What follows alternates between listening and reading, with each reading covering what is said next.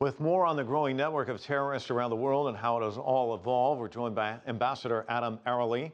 He's vice chairman of the Washington office of Mercury, a public strategy firm. He's also a former U.S. ambassador to Bahrain and was a foreign service officer with the U.S. State Department.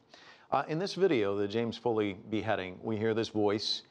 He's masked, but it's a British voice, obviously a Westerner. What is it about their social media campaign? Obviously, this is posted online. They're doing a lot of that. What is it about that message that's connecting with some people in the West, would you say? First of all, it's that it's being done in a way that is fluent with the language, the social media language that they speak. I mean, I think it demonstrates the sophistication of the Islamic State, and they've learned from their predecessors: Al-Qaeda in Iraq, Al-Qaeda in Afghanistan, Al-Qaeda in the Arabian Peninsula.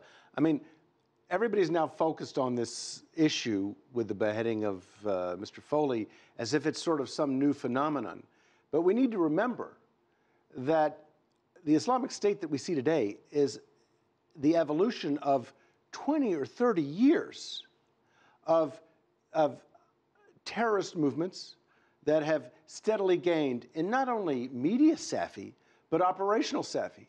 And that's why I think we face, and President Obama talked about this when he spoke to the issue a few days ago, the wolf is at our door. And the wolf is not just the Islamic State, but extremist movements in the Islamic world that use religion to promote basically a imperialist ideology, which means they want to take over territory and rule it and propagate their ideology. And the social media aspect of it is just one very limited aspect of it that gets our attention, but I would say there's a lot more deeper threats behind it. Well, let's stay on this. I know you don't see it as a huge issue, but it is an interesting dynamic, because when you look at Osama bin Laden's tapes or any of those tapes in the past, they seem so crude in comparison. Right. I mean, you know, I don't want to get into production values, but when you watch these videos, I mean, there's lavalier mics on these people. You can hear what they're saying. They have an English-speaking person. It's obviously targeted at a Western audience in a more effective manner. Oh, sure. And oh, by the way, the conversation that you and I are having right now is, in effect, we are doing the Islamic State's bidding. Because what they wanted to do with this video that they showed in their social media is to get people talking about them and to get them attention and to get them notoriety and stature, et cetera, et cetera. And we're basically playing into that by having this conversation. But it's not just the Islamic State. As you say, compared to Al-Qaeda in 2001 and what we're seeing in 2014, it is light years of difference. But we also saw it when Bo Bergdahl, remember, was handed over to the special forces in Afghanistan. It wasn't the Islamic State, it was Al-Qaeda. But they were very sophisticated about how they did that. It was all staged, it was all organized in order to provide the right visuals and to provide the right context. It was all taped, and then it was distributed. So this is something we're seeing across groups.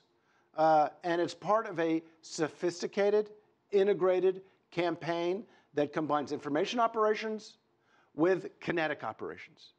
As a foreign service guy who spent a lot of years noodling these sorts of things, and obviously they're doing that at the State Department, how do you blunt that if you're a Western government? Look, I like to say the Islamic State is Al-Qaeda on steroids. I mean, if we thought we had it tough in 2001 after 9/11, going after a bunch of extremists isolated in the mountains with rudimentary communications technologies and limited resources, we've got it, you know, doubly, triply, quadruply tough now against a much more capable military force that has access to significant revenues, that controls significant territory, and is on the offensive. And what did it take for us to defeat those sort of motley band of renegades in the Afghan frontier?